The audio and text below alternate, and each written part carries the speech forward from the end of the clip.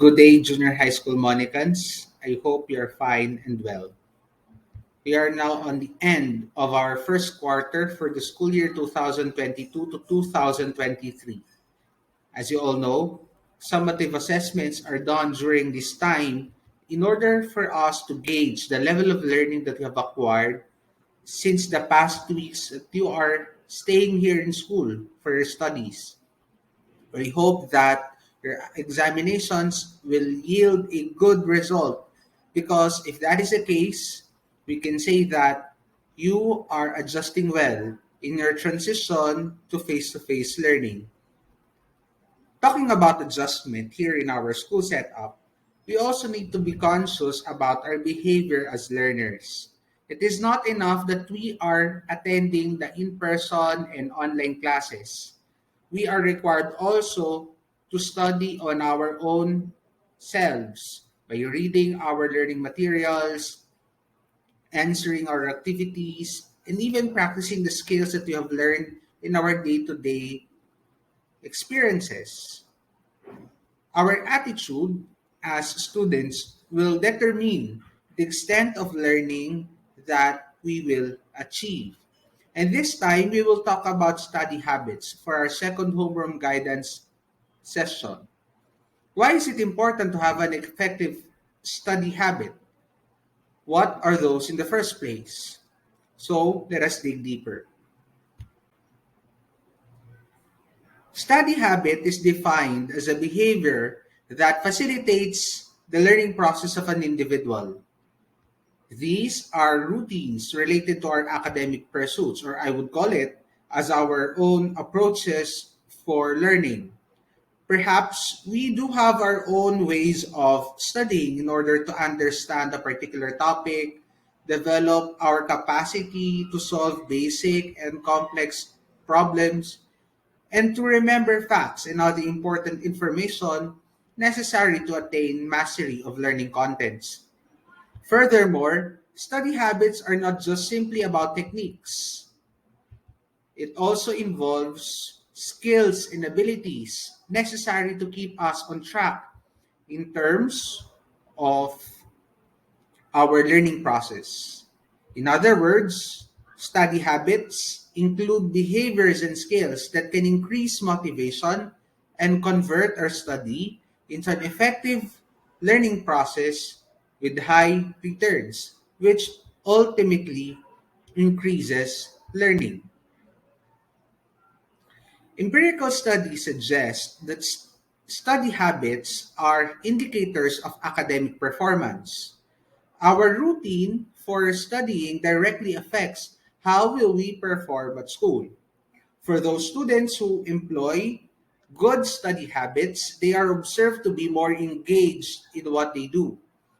For them, learning is fun and satisfying. This is evident in their academic achievements that they have received from the past and even those that they will receive in the coming months and years in school. Now, try to ask yourself, are you really willing to learn? Are you serious with your studies? What are your goals then? As I've said earlier, it is not enough that we are just complying with the minimum requirements and standards set to us by our teachers. You need to go beyond. You need to excel to become better. Do not stop until your good becomes better and your better becomes best. This is the mindset of accomplished individuals, of successful people, because they always find rooms for improvement and they take time to do the necessary steps in order to achieve these goals. If you want to learn more, study smarter. Studying harder might not be the solution. Oftentimes, our efforts are wasted because we are pushing for the wrong approaches. Students with bad study habits find learning difficult because they are not flexible and not open to change. They keep on doing things which are not helpful in the first place. In other words, they are trying to fix a puzzle with completely different, unrelated puzzle pieces. And still, you might ask, How can we study in a smarter way? If you're thinking that it is a difficult thing, then you are completely mistaken. Studying smarter is not about employing highly complicated schemes for studying. All you need to do is to focus on what is necessary.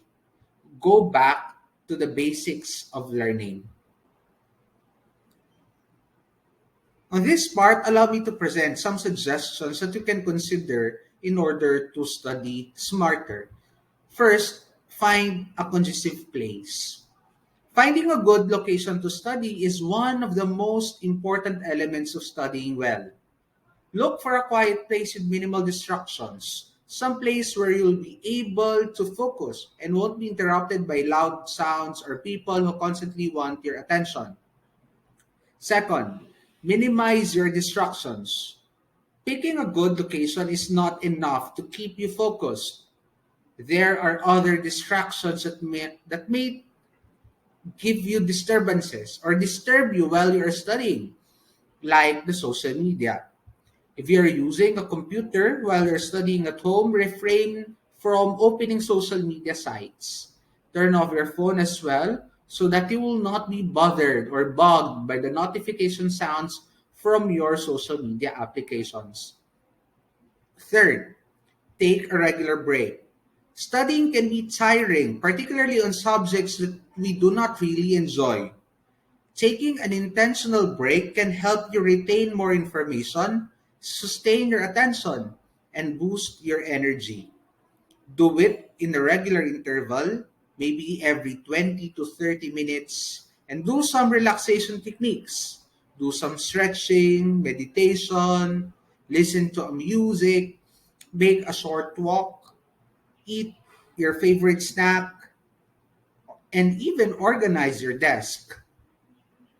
Just a friendly reminder. Checking your social media as your break is unhealthy because it might cause you to be more distracted. So, refrain from using it until you are done with your daily study time. Fourth, space out your studying.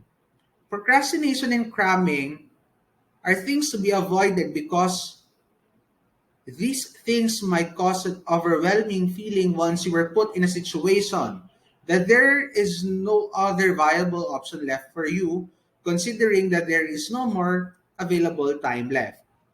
Instead, create a schedule where you can plot all your expected activities both at home and at school. For example, instead of saving you're studying for before the test, briefly review your materials at least once a week. If you're studying for an exam, space out your studying up to several weeks or even months. It depends on the difficulty of the test and based on your ability to prepare on that test.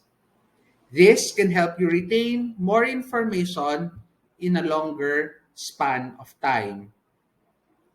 Fifth, set goals and learning outcomes. Set study goals for each session. These can be time based or content based. For example, you might aim to study for 2 hours per day, or you need to review 3 chapters of your textbook for this time. Don't be too harsh on yourself if you didn't get through as much as you have planned. Sometimes studying can take longer than you have expected. So keep taking well spaced breaks and schedule another study session in order to catch up with these plans and schedules. Sixth, reward yourself.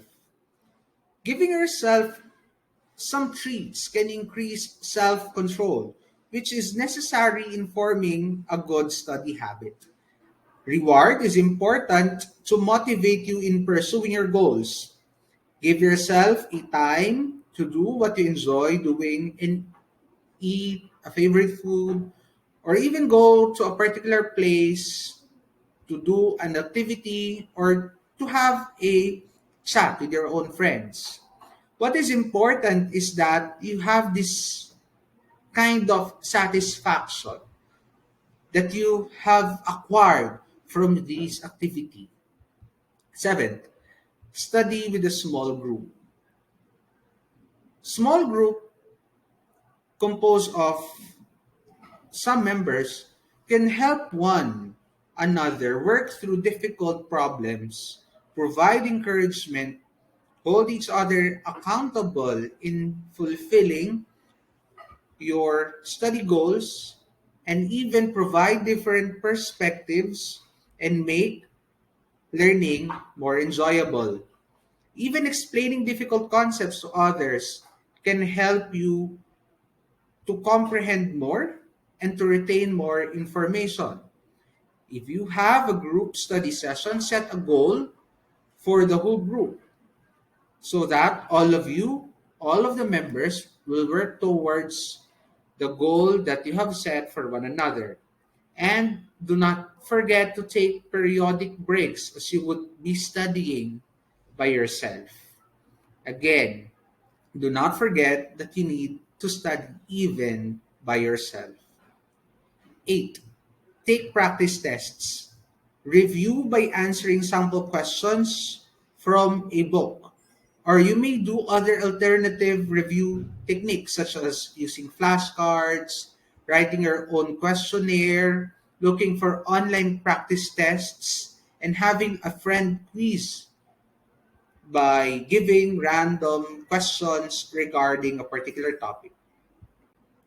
Ninth, use your own words in expressing an idea because it increases your understanding of a particular subject and helps your brain hang on to this information.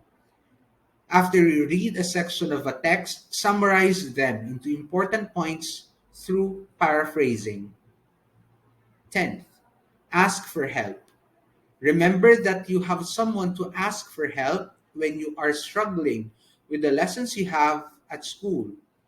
Ask your teachers or someone who is knowledgeable about that particular topic, may it be a family member or a friend.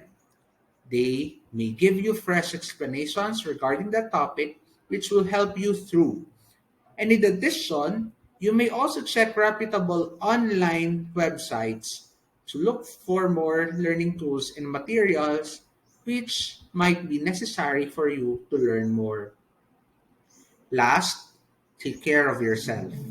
Sleep regularly and eat nutritious food.